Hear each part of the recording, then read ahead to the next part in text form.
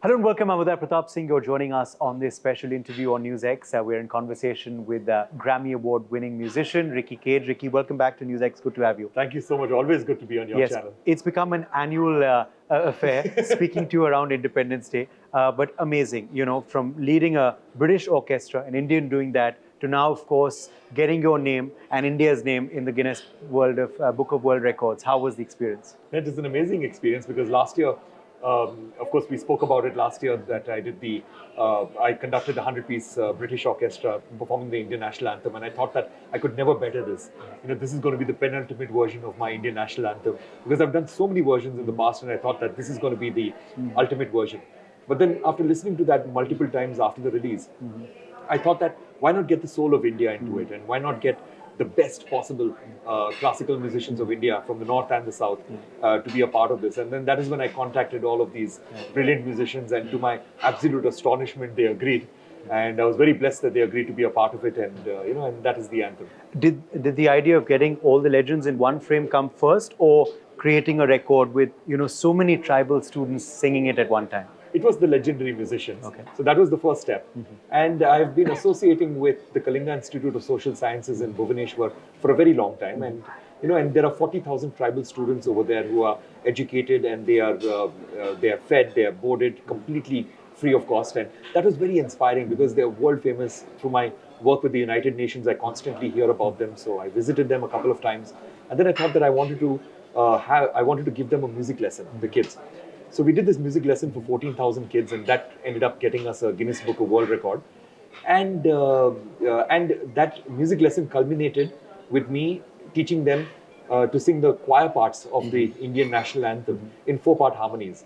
And it was a very complicated thing to do, but these children got it immediately. Yeah. When we listen to your anthem, we get goosebumps. For you, what do you feel? When you're in the midst of it, composing it and actually making it together? I get goosebumps constantly during the making of it, because imagine getting Pandit Hariprasad Chaurasia in the studio, sitting in front of him, and he is playing the Indian national anthem on a flute. I mean, what can be a bigger goosebump moment than that? And same thing with all the musicians, whether it is Rahul Sharma, Aman Ayan, Giridhar Udupa, Sheikh Mehboob, Rahul Sharma, all of them. And then when it came to the kids, standing over there on that stage, and and hearing 14,000 kids singing Jaya Hai in front of me. It was absolutely amazing just being in that room. And same thing with the symphony orchestra. Being in that room at Abbey Road Studios in London, hearing a 100-piece orchestra.